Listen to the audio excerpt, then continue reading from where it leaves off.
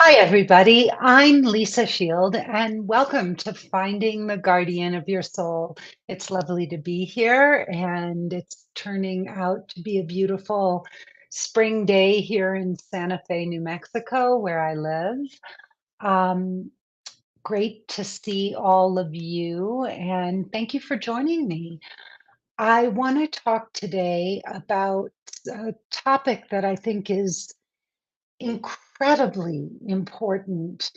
And this was one of my biggest downfalls, becoming lovers before I became friends with men. And the truth was, I really didn't know how to build a friendship with a man. I knew how to have sex, I knew how to be intimate, I knew how to go on a date and have a few cocktails and sleep with men. But I really didn't understand the deeper intricacies of how to create a friendship first and why that was so important.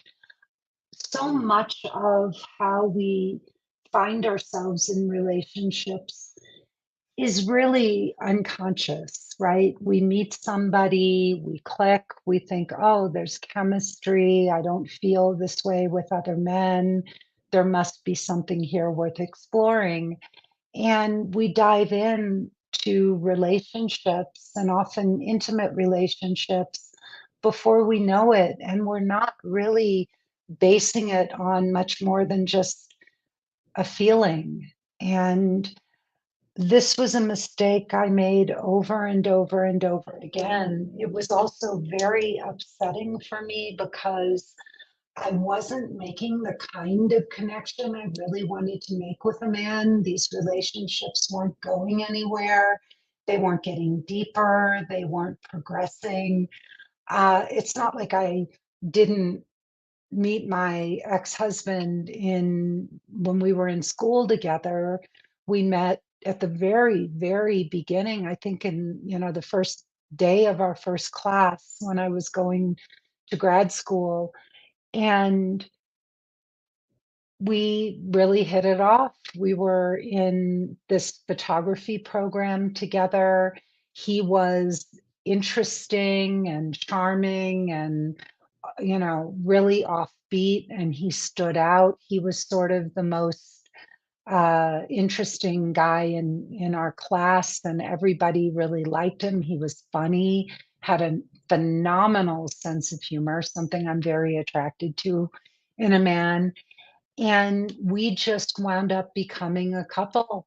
And we went through the whole program together.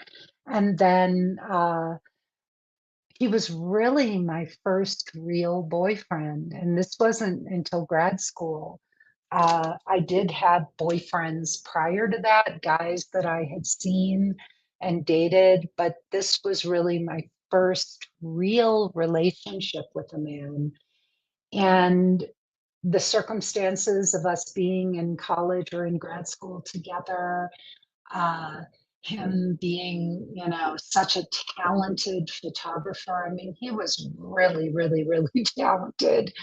And his sense of humor, I just fell head over heels for him. And it wasn't a good relationship. From the very start, there were issues. Um, he was so not my type. I don't know if I had a type. Maybe my type was, super charming guys who were funny and the center of attention like my dad was. He was not a physically attractive man by any stretch of the imagination, but I just was enamored of his talent, of his photographic eye, and I really, really, really admired and was inspired by him. So I fell for him. And looking back, knowing what I know today, it was just something I jumped into. We had chemistry, we really did.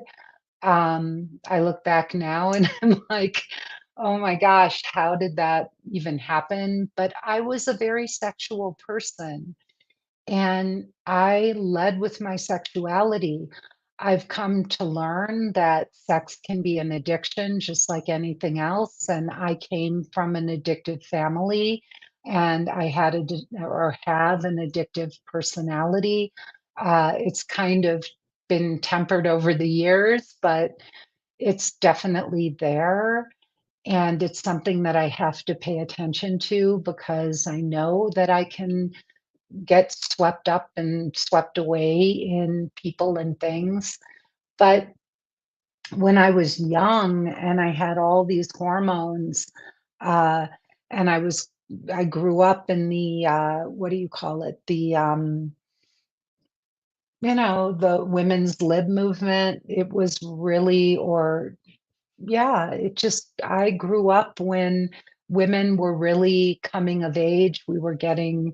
Uh, we were able to get out of the kitchen and have careers and, lead the kinds of lives that we had always wanted to lead. We had more control over our bodies.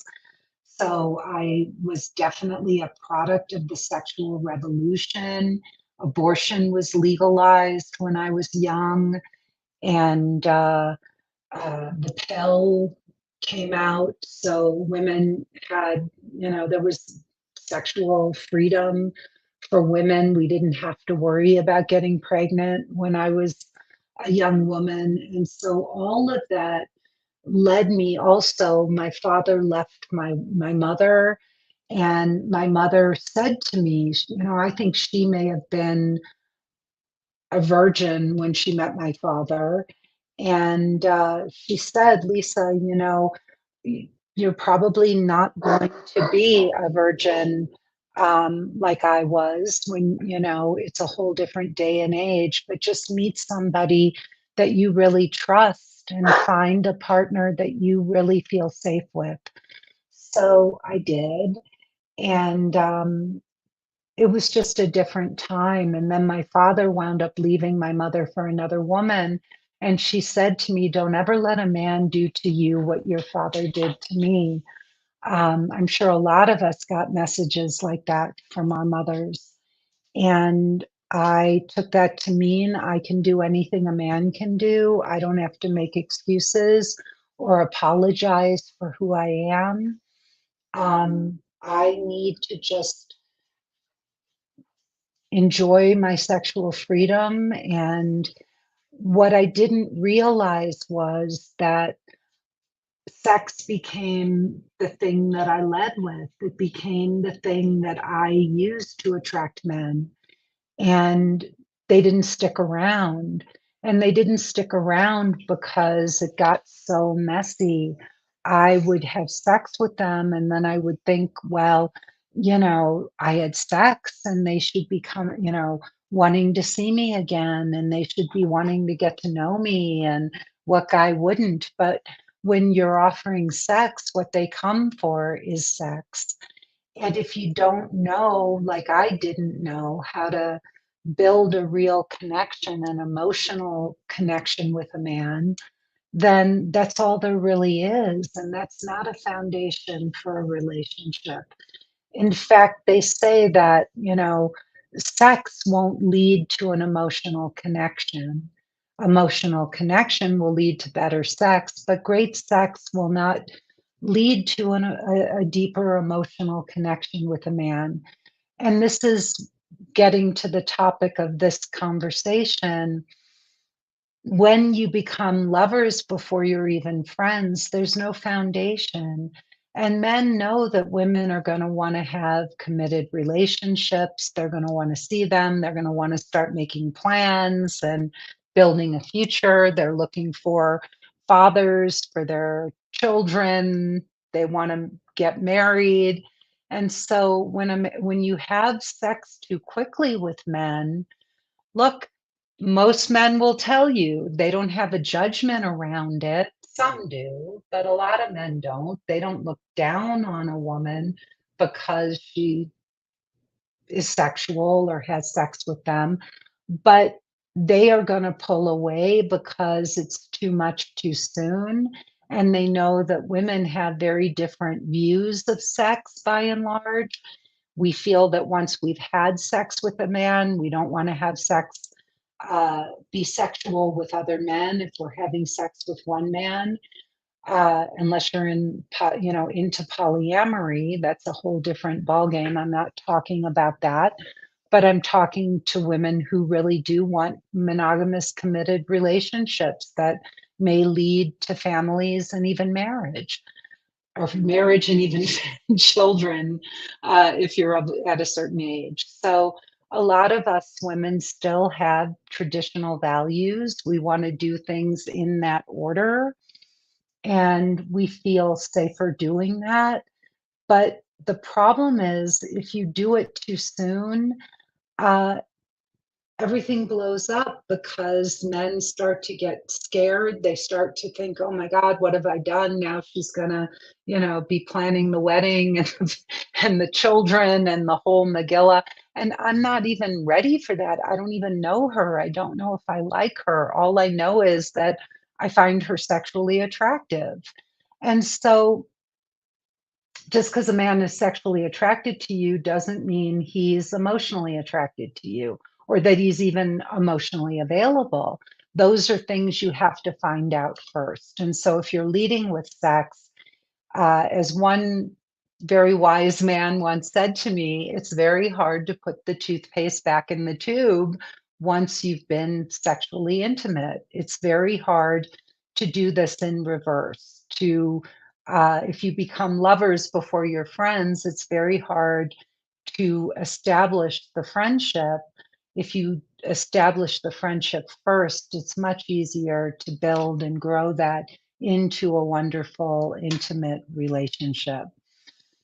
So a lot of guys will say to you, well, I have to connect intimately first because that's how I connect to a woman. That's not a mature perspective. So if a man does say that to you, it may be his truth, but don't let it be your truth. And don't be manipulated by that into lowering your guard, your boundaries, your standards, because if you really want to have a truly intimate, loving, lasting relationship, you're going to have to wade through those very uncomfortable dates to not having sex, not jumping into bed, but really finding out if you are emotionally compatible first.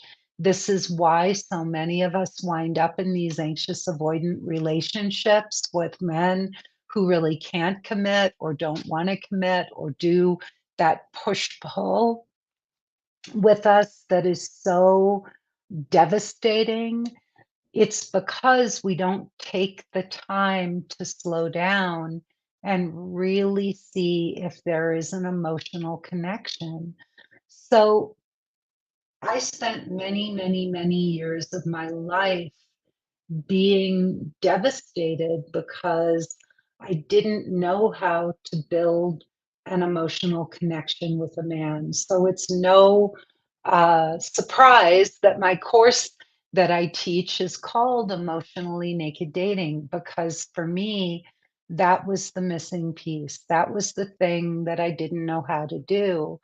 Luckily, when I was dating seriously this last time before I met my husband, Benjamin, I had stopped drinking. I had stopped drinking alcohol. And I will tell you that not having alcohol and dating is a whole different ball game. When you're not using anything to help you relax and feel more romantic and help create, liquid courage so that you can open up and say things that you wouldn't normally say and get out of your head a little bit.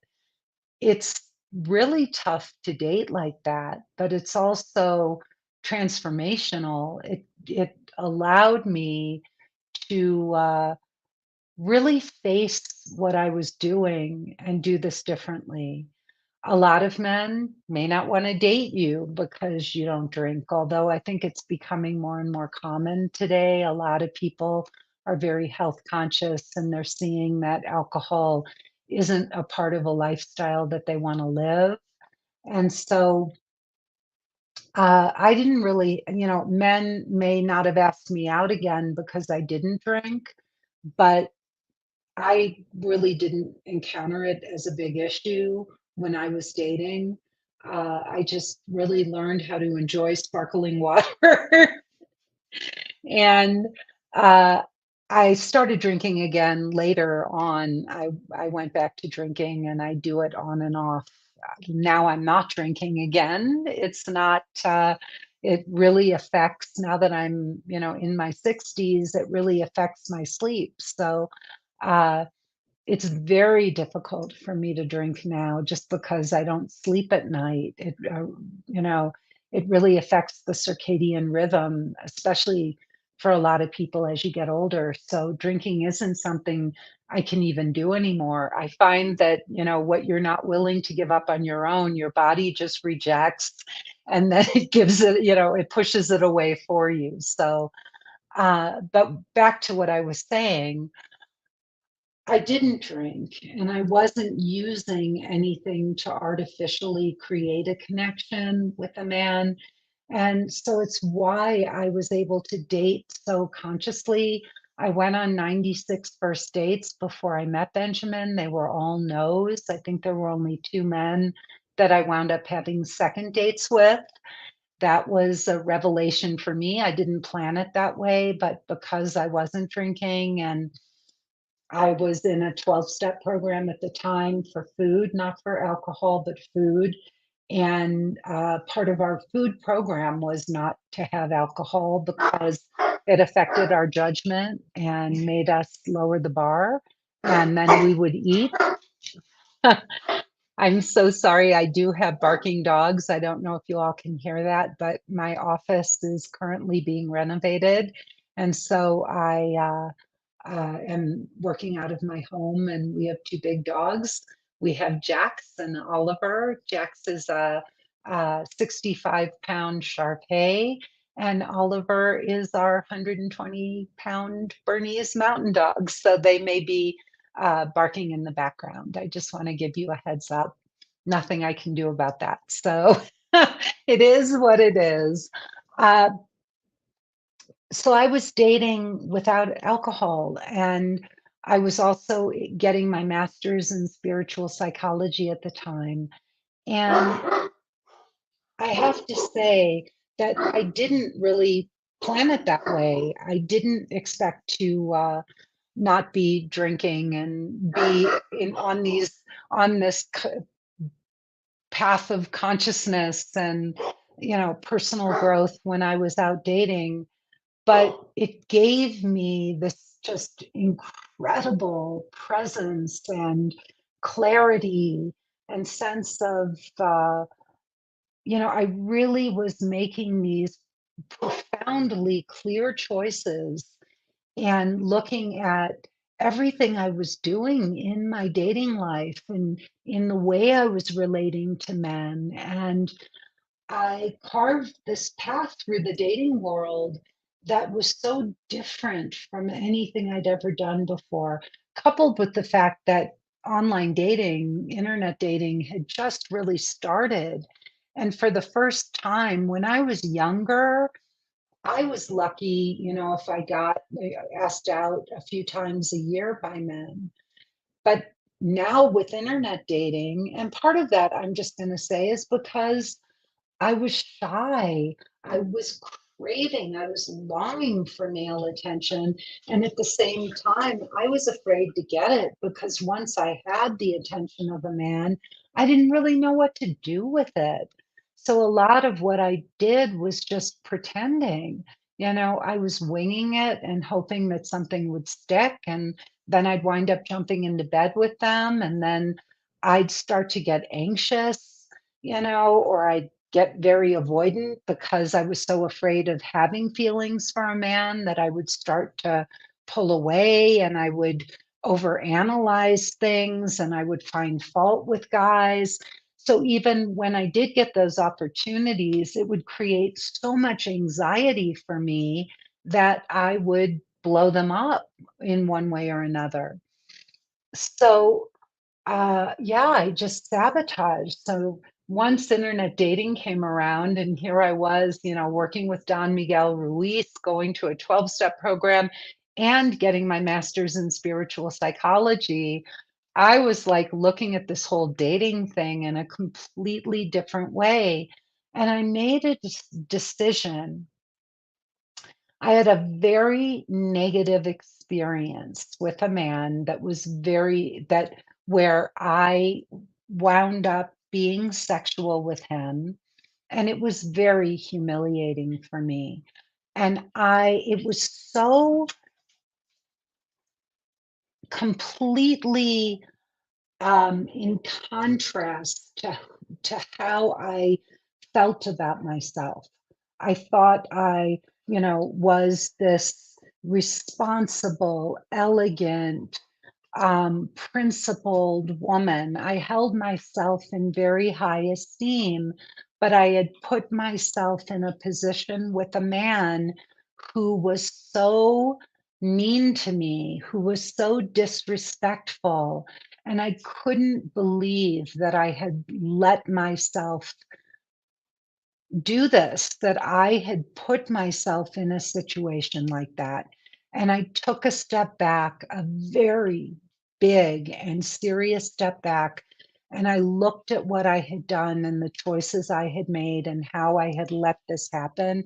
And I said, Lisa, you got to clean up your act. You cannot do this.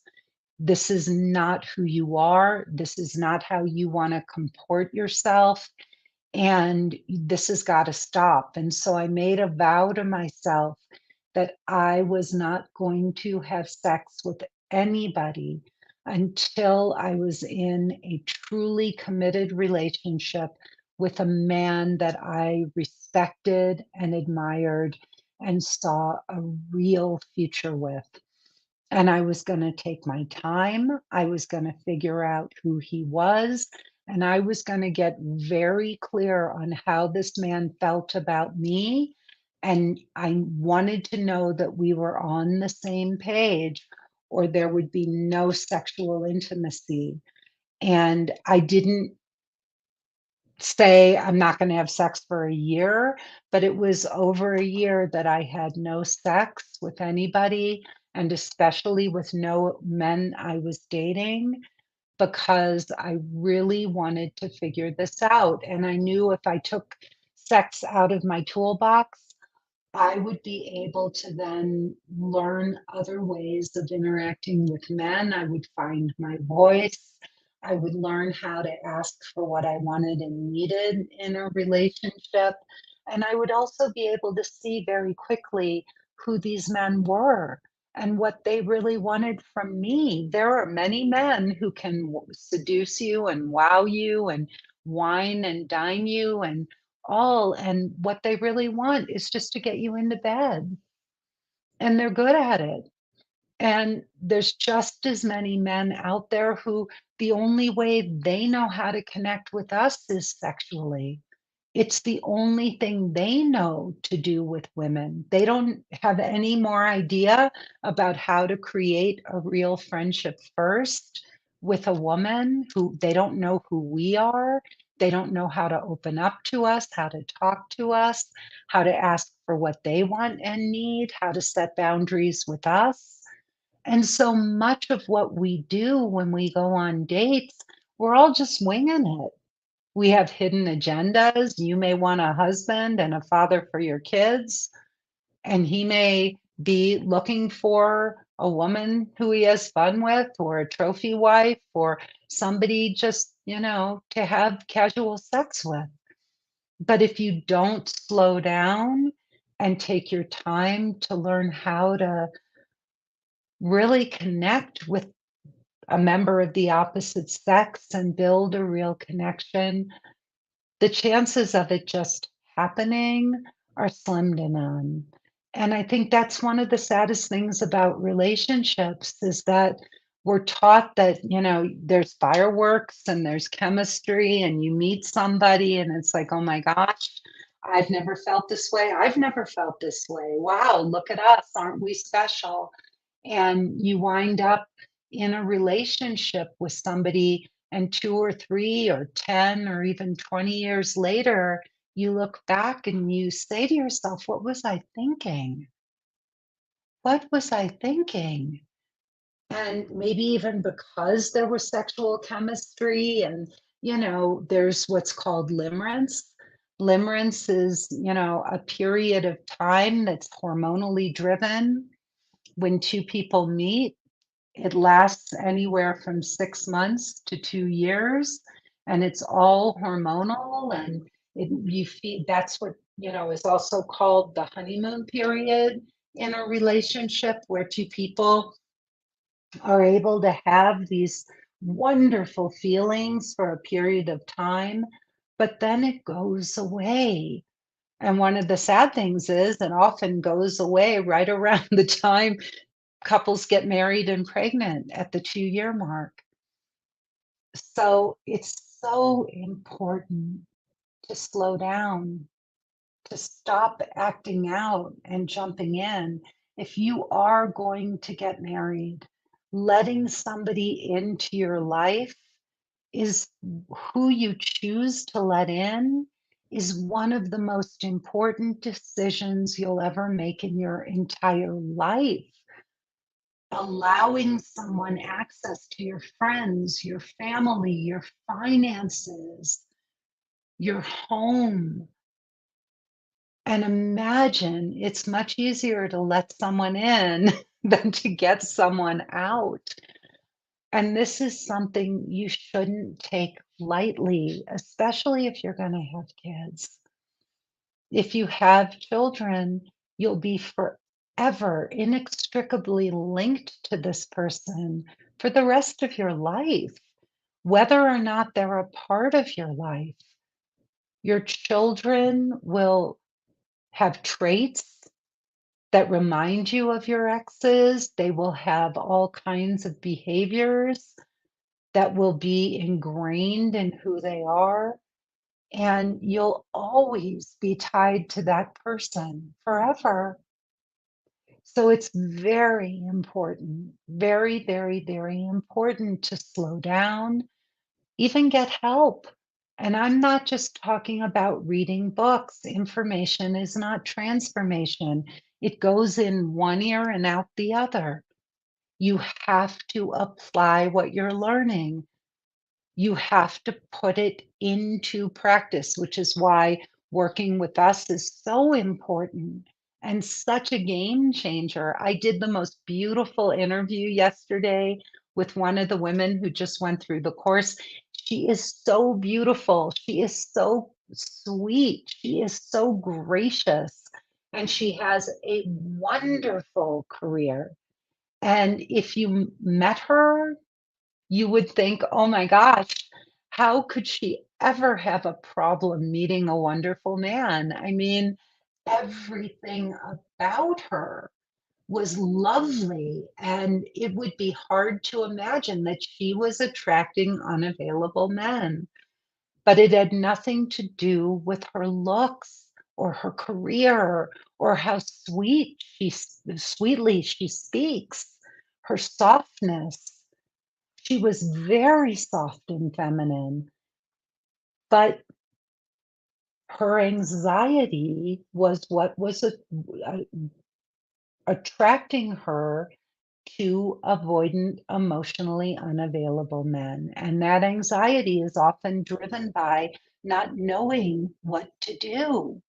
You meet a great guy and you underneath all the pretty exterior, the looks and the softness and the big bright beautiful eyes, you wonder, am I enough? Am I good enough?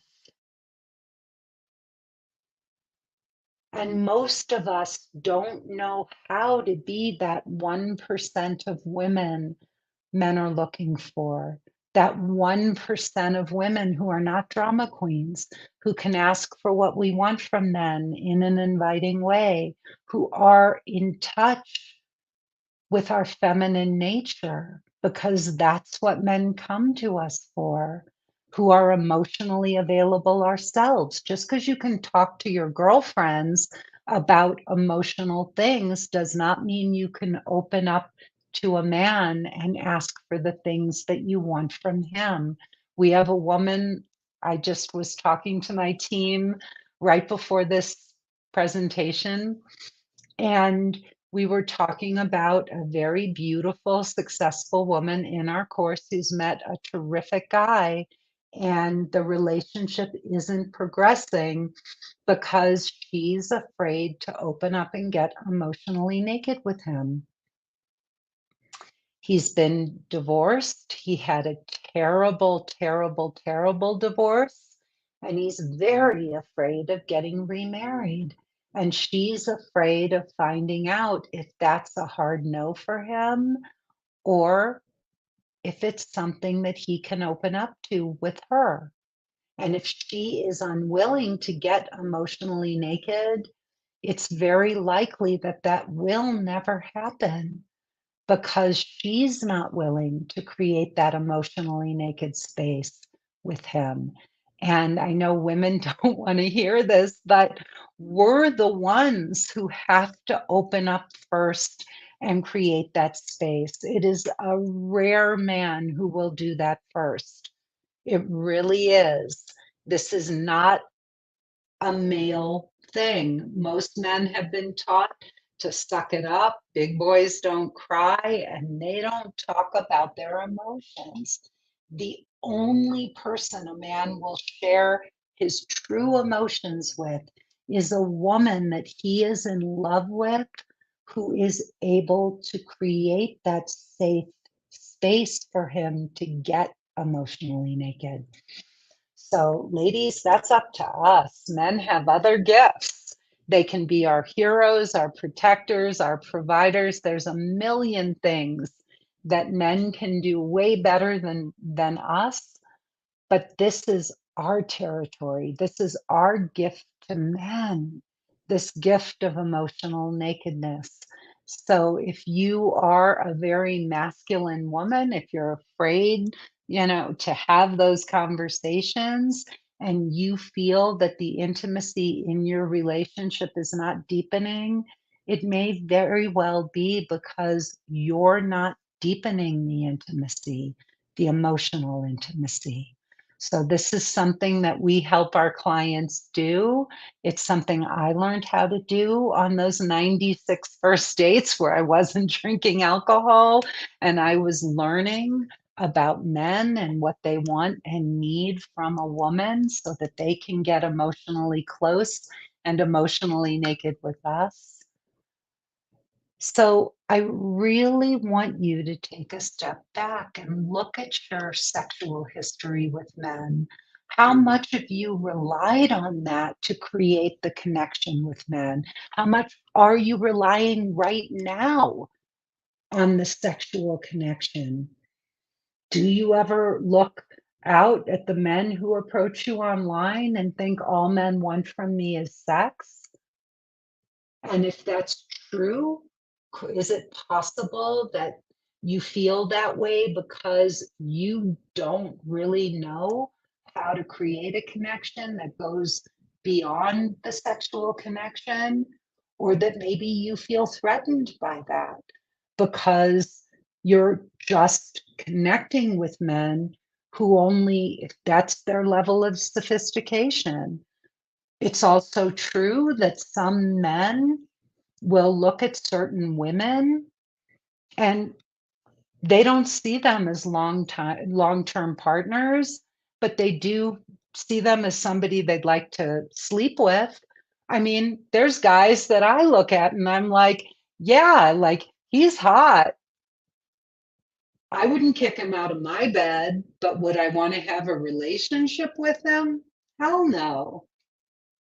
So, there's a lot of male icon candy out there too, but I wouldn't want to have a relationship with those guys. But boy, you know, I wouldn't mind seeing some of them with their clothes off. So you have to ask yourself, what is it you want to create? And if it's not happening, you have to look at how you're showing up, who you're being, and work on transforming yourself. so that you don't keep becoming lovers before you become friends. And you can find out if these men are emotionally available, and you consciously know how to do that. If you're struggling with this, please go to lisashield.com, click the button all over my website to watch my free 45-minute presentation, and sign up for a breakthrough call with a member of my team so we can talk to you about how we can help you get this solved. In 90 days, just 90 days, we give you our whole roadmap for finding a guardian of your soul and creating that kind of deep, emotionally naked connection we are all longing for. I am so happy to have been here to share this time with you. Thank you so much for listening. Please send us your suggestions for future podcasts. You can do that by writing to us at podcast@lisashield.com. You can also listen to our other episode called Getting Inside the Right Male Mind that I do with my husband, Benjamin. And please come back and see us again. Tell everyone you know, give us a thumbs up or a like, or we would love to get your reviews on the podcast. That would be great too. We have a comment here, which I really appreciate. Thank you, Lisa. I have definitely put too much emphasis on the sex part of relationships. Yeah, I felt like all men wanted was sex from me, but I also had to look at how I was creating that in my life, because there's plenty of women out there that don't have men just looking at them for sex. So thank you so much for that comment. It really gets in the way. And one of the most important things you need to learn is how to put up those boundaries with men, how to say this in a way that doesn't shame them. This is a very important piece of this. When you say to a man, look, I think you're great and I really want to get to know you, but I'm not jumping into sex with anyone. I've tried that before and it just doesn't work. So you have to say this in the right way where you don't push them away or shame them if they do make a sexual advance. Most of us women, we don't want to be the initiators of sex. We want men to do that. But at the same time, you can't shame them when they do come on sexually. So be careful. Be careful in the way you establish those boundaries, because if you're too harsh or if you push a man away, if he comes in for a kiss and you turn your cheek, he's going to feel rejected. So it's very, very important when you say, look, I'm not jumping into sex with anyone. I've tried it before. It doesn't work. So I really would love it if we could take this slowly.